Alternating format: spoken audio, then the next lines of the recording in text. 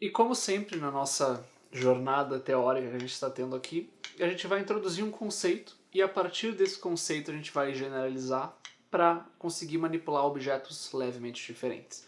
Então, o que é a ideia de produto escalar? Tá? Produto escalar, a ideia é muito clara quando a gente está trabalhando com espaços vetoriais do tipo Rn, tá? Por exemplo, R2.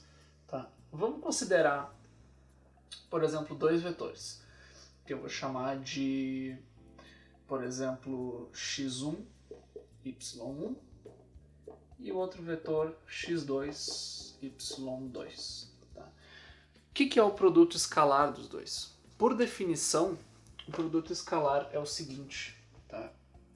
Vou chamar esse primeiro vetor aqui de v1 e esse outro vetor de v2.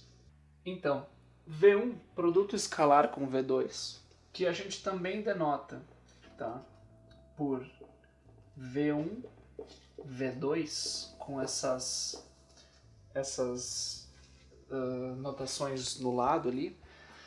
Isso aqui a gente define como a soma das multiplicações coordenada a coordenada. Tá? O que isso significa?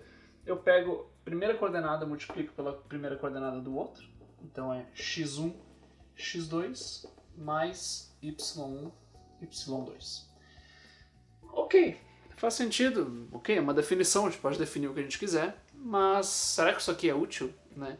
E na verdade, com um pouquinho mais de aprofundamento e se a gente for examinar a fundo isso aqui, esse valor ele é um valor que é bem interessante porque ele é igual à norma do primeiro vetor, v1, multiplicado pela norma do segundo vetor, v2, multiplicado pelo cosseno do ângulo entre eles.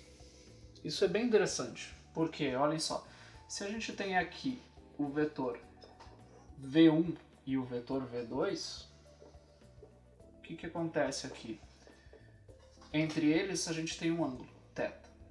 O menor ângulo, tá? Porque tem o outro ângulo que é 360 menos θ, mas a gente só quer saber do menor ângulo. Então, isso que é interessante, a multiplicação, esse produto escalar aqui, que é exatamente a multiplicação coordenada a coordenada, é exatamente igual a tu pegar o comprimento do primeiro vetor vezes o comprimento do segundo vetor multiplicado pelo ângulo entre eles. Tá? Isso a gente pode provar de forma relativamente tranquila. Mas, então isso é uma ideia bem interessante, porque tem algumas implicações bem legais. Como, por exemplo, se a gente define isso aqui dessa forma, o que acontece quando a gente toma o produto escalar de um vetor com ele mesmo? Então o que acontece? Se eu pego, por exemplo, eu chamei de U, vamos chamar de V para ficar coerentes. Se eu tomo V1 escalar V1, isso daqui é a norma de V1 vezes, de novo, a norma de V1, vezes o cosseno do ângulo entre os dois vetores, mas V1 é igual a V1. Então o menor ângulo entre eles é zero, porque eles são o mesmo vetor. Então esse θ aqui, na verdade, é zero. E o cosseno de zero é 1. Então isso aqui é simplesmente a norma ao quadrado do vetor 1. Uma implicação interessante. E o que acontece se eu tomo o produto escalar de V1 com um vetor que eu vou chamar de V, por exemplo, perpendicular? O que eu quero dizer com isso? É pegar V1 e considerar um vetor que está a 90 graus de inclinação em relação àquele primeiro vetor V1. Como é que é isso aqui? Bom, é a norma de V1 vezes a norma do V perpendicular vezes o cosseno dos dois. Mas, como um é perpendicular ao outro, então os dois estão a 90 graus um do outro. E o cosseno de 90 graus é zero. Então, isso aqui tudo fica zero. Então, o produto escalar de dois vetores que são perpendiculares é sempre zero. E isso é um resultado bem interessante, porque, dados dois vetores, é difícil olhar para as coordenadas deles e dizer se eles são perpendiculares ou não. Mas o produto escalar te dá uma forma muito fácil de calcular isso. Só tu pega a coordenada, multiplica tudo, soma e vê se eles são perpendiculares ou não. Então, vamos ver uns exemplos disso. Então, rapidamente aqui, dois exemplos em R2 mesmo, né? Vamos ver aqui, ó. Se eu tenho, por exemplo, o vetor 1, 2, e eu tomo o produto escalar dele com ele mesmo. A gente viu que isso era a norma dele ao quadrado, né? Vamos verificar isso, né? O que acontece? Se eu tenho 1, 2 escalar 1, 2, o que é isso daqui? A gente viu que a gente toma, pode ser coordenada vezes coordenada, ou usar a ideia da norma, certo? Como é que seria coordenada? É 1 vezes 1 mais 2 vezes 2. Isso daqui é 1 mais 4, que é 5. Mas quem é a norma desse vetor aqui? Bom, a norma de 1, 2 é simplesmente o comprimento desse vetor, né? Então é a raiz de 1 ao quadrado mais 2 ao quadrado. Isso daqui é 1 mais 4, que é a raiz de 5. E bom, 5 realmente é igual ao quadrado da raiz de 5, né? Que é o quadrado da norma de 1, 2. Que é o que a gente verificou antes. Então faz sentido. Agora, vetores perpendiculares, né? Vamos ver, por exemplo, o caso um dos casos mais tranquilos, vamos pensar.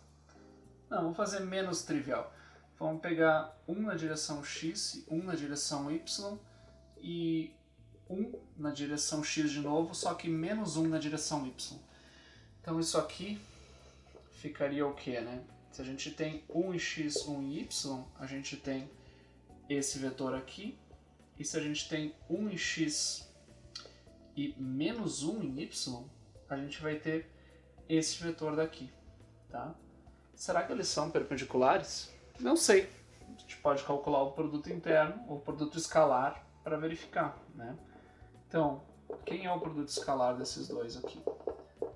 Isso aqui fica 1 vezes 1 mais 1 vezes menos 1. Então, isso é 1, isso é menos 1, isso é 0. O produto escalar deles deu 0. Então, eles são perpendiculares. E, de fato, geometricamente, a gente consegue observar que eles são perpendiculares. Então, o produto escalar nos dá uma ideia bem fácil de como verificar esse tipo de coisa. O produto escalar também nos dá uma ferramenta muito legal para calcular o que a gente chama de projeções de um vetor em outro vetor. Como é que a gente usa isso daqui, ó? Digamos que a gente tenha um vetor, vou chamar de U, e a gente tem outro vetor que eu vou chamar de V. Muitas vezes é útil a gente saber quanto de U está na direção de V. Ou seja, geometricamente, V aponta para essa direção, a gente gostaria de saber quanto, se eu pegar uma reta perpendicular aqui, quanto o U está na direção de V. Então, esse vetor daqui, ó, a gente chama de projeção de U com relação ao vetor V. A gente usa esse subscrito V. Agora, como é que a gente calcula isso, né? O produto escalar nos dá uma forma bem legal de calcular isso. Porque, veja bem, a gente tem aqui o ângulo θ entre eles. Então, o que acontece, tá? Como é que a gente pode obter esse valor daqui?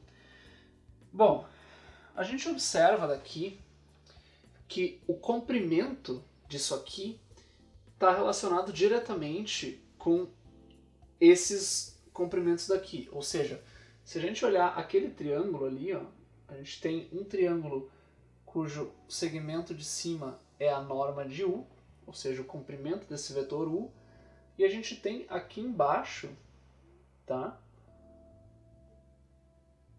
a norma da projeção com relação a V do vetor U. É exatamente isso aqui, ó, esses dois comprimentos. E aqui a gente tem aquele ângulo θ, né? Isso daqui por definição, forma um triângulo retângulo. E o que a gente sabe daqui? A gente sabe que, bom, o cosseno do θ é igual ao cateto adjacente, ou seja, a norma da projeção com relação a V vetor U, dividido pela norma de U, certo? Ok até aqui. Então a gente sabe o tamanho da projeção. O tamanho da projeção é a norma, né? Então a norma da projeção é simplesmente a norma de U vezes o cosseno de θ. Ok até aí. Mas não nos basta saber só o comprimento da projeção. A gente tem que saber a direção da projeção. Só que a direção é simples. A gente sabe que é na direção do vetor V. Mas tem só uma pequena sutileza aqui. A gente não pode simplesmente multiplicar esse comprimento pelo vetor V. Porque o vetor V não tem, em geral, comprimento 1. Ou seja, então se o V, por exemplo, mede 2, e a gente multiplica o V por esse comprimento aqui, a gente vai ter, na verdade, 2 vezes o comprimento da projeção, apontando na direção certa. Mas a magnitude vai estar errada, vai estar 2 vezes maior. Então, para a gente corrigir isso, a gente tem que multiplicar esse comprimento daqui pelo vetor de comprimento 1, que aponta na direção V. E como é que a gente calcula isso? Isso é tranquilo, tá? Digamos que eu queira obter aqui um vetor que eu vou chamar de V1, de tamanho 1, tá? A partir do vetor V. Então, digamos que eu tenho uma certa constante aqui e eu quero multiplicar o vetor V tal que isso aqui tenha comprimento 1. Bom, se eu quero que isso tenha comprimento 1, então a norma de V1 tem que ser igual a 1. Mas V1 é simplesmente K vezes o V, né?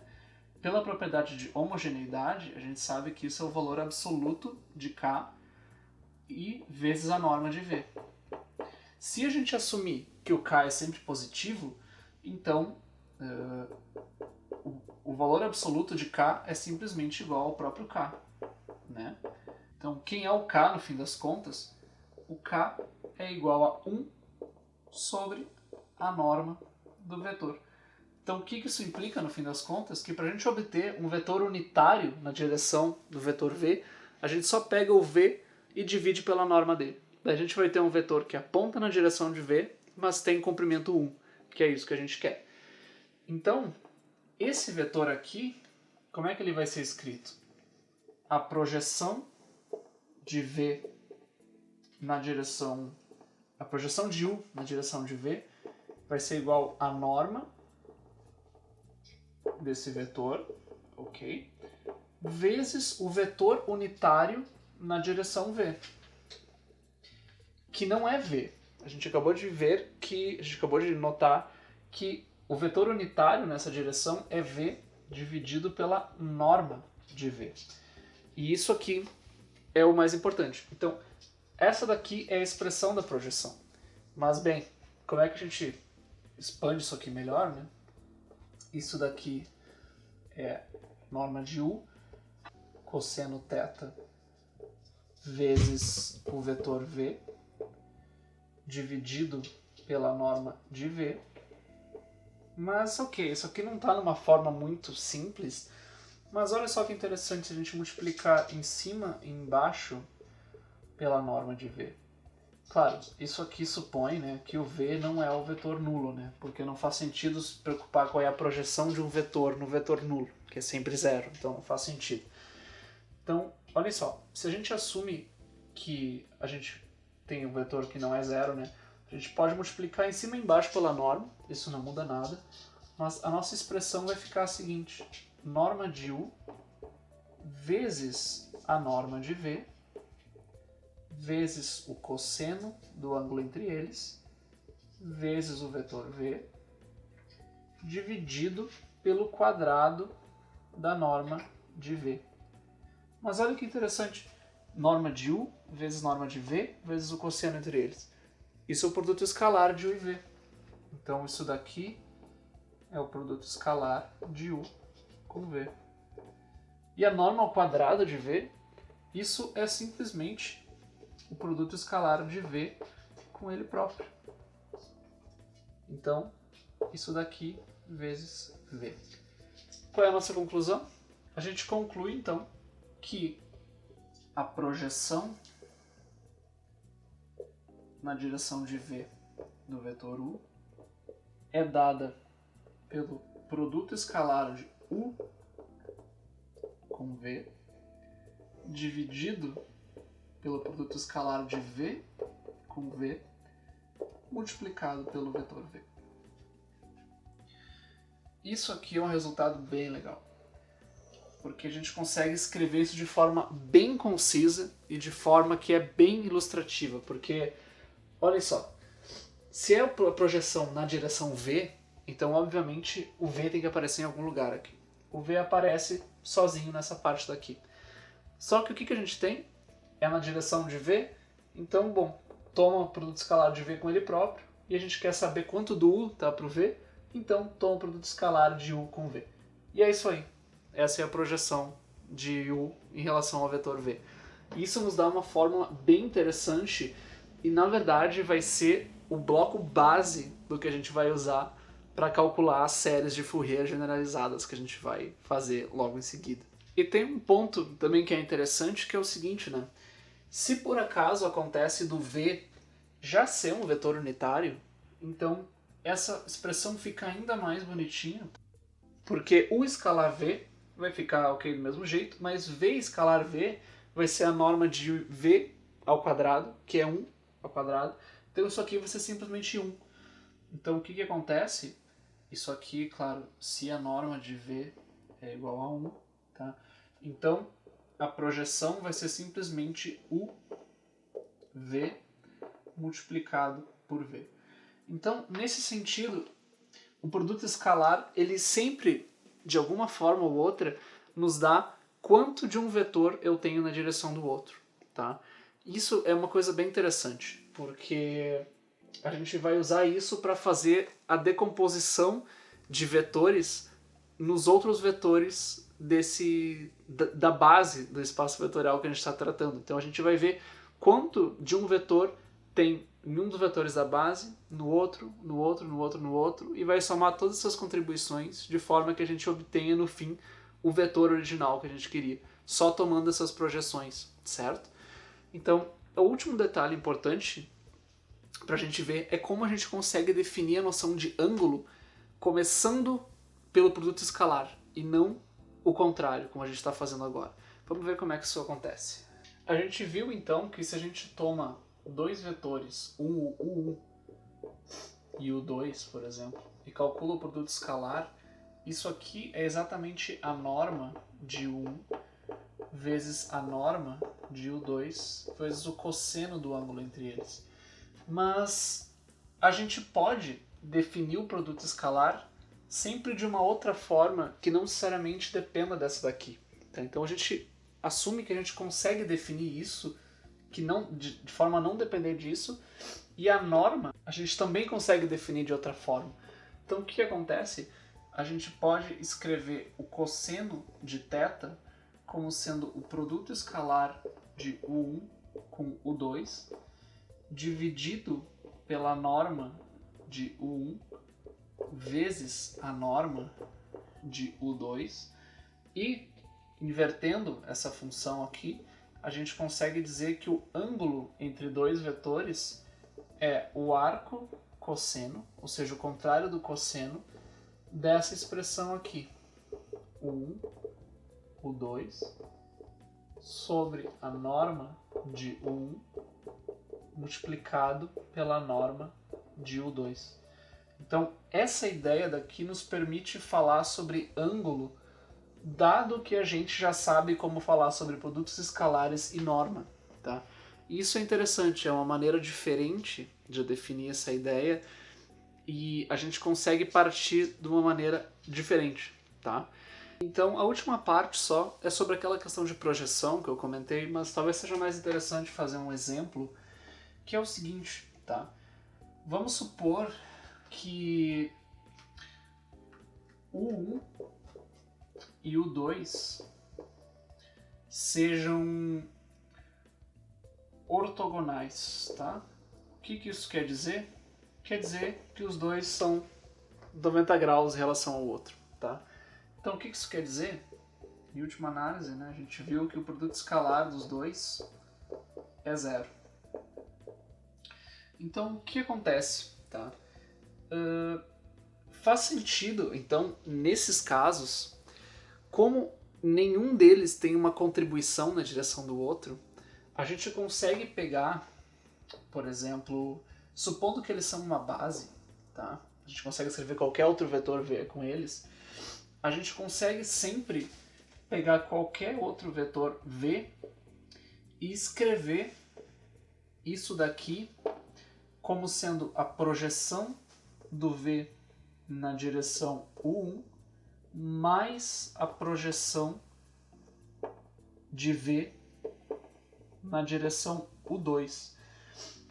Isso é interessante, porque a gente consegue obter o V dessa forma aqui, mas isso só é possível porque a gente tem que eles dois são ortogonais entre si, eles são perpendiculares, porque um não tem contribuição para o outro. Então, mais especificamente sobre essa parte dos vetores da base serem ortogonais, isso é uma coisa bem importante pelo seguinte, tá?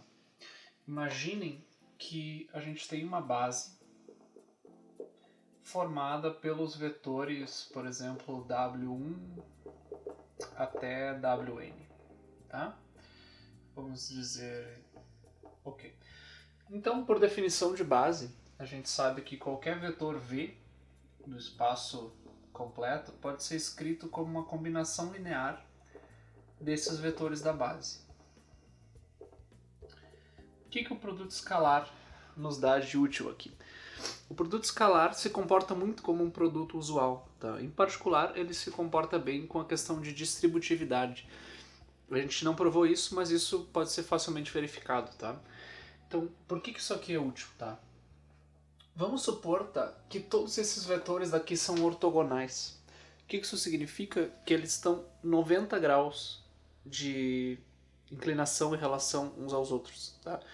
Isso, com a ideia de produto escalar, isso significa que se eu pegar qualquer um desses W's, tá? Por exemplo, o W1, e fazer o produto escalar dele com o W2, isso aqui vai ser zero, porque eles são ortogonais, então a 90 graus entre si. Aí o cosseno de 90 é zero.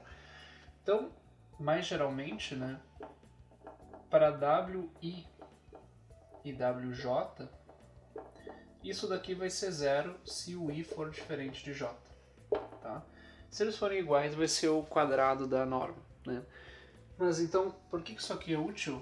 Porque, olhem só, se a gente toma um produto escalar de V com, por exemplo, WI, independentemente de qual I seja esse daqui, a gente vai ter que isso aqui é igual ao produto escalar, então, disso tudo aqui, alfa1, W1 mais, etc., alfa n, Wn, e o WI.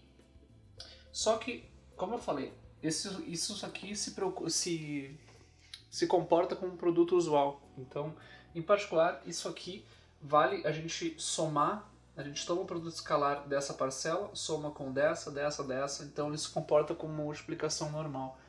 Então, isso daqui vai ser igual ao produto escalar de alfa1, W1 com WI, mais o produto escalar de alfa2, W2 com WI, mais etc., até o produto escalar de alfa-n, Wn,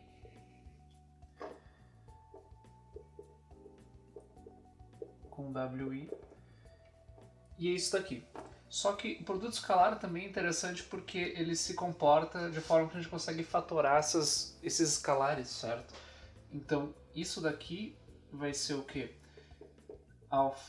O alfa1 pode ser fatorado dessa expressão aqui e vai ficar só o W1 com o WI. Aqui no meio a gente vai ter o iésimo cara, né? Então vai ter o alfa i vezes o wi, produto escalar com wi, mais até o nésimo carinha daqui, que vai ser o alfa n vezes o wn wi. Só que olhem só, a gente disse que essa base é ortogonal. Então quer dizer que quando i é diferente de j, o produto escalar de wi com wj é zero, porque eles são ortogonais. Então, para todos os caras, com exceção desse daqui, onde os índices são iguais, isso daqui vai ser zero, porque eles são ortogonais. Então, no fim das contas, vai sobrar só que o alfa i, vai sobrar só o alfa i, produto escalar wi com wi, e isso daqui a gente sabe. Bom, isso aqui é a norma ao quadrado, mas a gente não precisa expandir mais do que isso. O importante é o seguinte, é que a gente consegue saber que o iésimo coeficiente da combinação linear é dado por v wi dividido por wi, produto escalar. Então, isso daqui é interessante por esse motivo daqui. O que a gente obtém no final é que se a base é ortogonal, então cada um dos coeficientes dessa combinação linear aqui da base pode ser obtido dessa forma daqui. Então, no fim das contas, o que a gente obtém é que o V pode ser escrito como, se a gente pegar aqui, ó, o alfa 1 vai ser o quê? O V escalar W1 dividido por W1 escalar W1 multiplicado pelo W1, mais a mesma coisa para o W2, e para o Wn vai ser o V escalar Wn sobre Wn vezes Wn vezes o Wn. E isso aqui, se vocês lembrarem, é exatamente a projeção de V em relação a W1, W2 e até o Wn. Então isso aqui é a soma das projeções aqui em relação a W1 de V mais a projeção em relação a Wn de V. Então, isso aqui é o mais interessante, ó. Quando a nossa base ela é ortogonal, é bem fácil da gente saber os coeficientes que a gente tem que usar, porque a gente consegue calcular eles explicitamente através desses produtos escalares aqui. E isso é bem útil. Se a base não fosse ortogonal, esses termos aqui, ó, em geral não seriam zero. Então a gente teria vários termos mistos aqui. Com a base sendo ortogonal isso não acontece. Então essa ideia daqui vai ser muito útil quando a gente estiver fazendo a questão de série de Fourier generalizada, que é o objetivo final dessa aula, certo? Então com isso daqui, esse é o conceito que a gente desenvolveu a partir dos vetores em R2. Mas a gente pode facilmente estender isso aqui para vetores em R3 e para outros espaços vetoriais. Então a ideia de produto escalar pode ser generalizada para o que a gente chama de produto interno, que é o que a gente vai ver agora.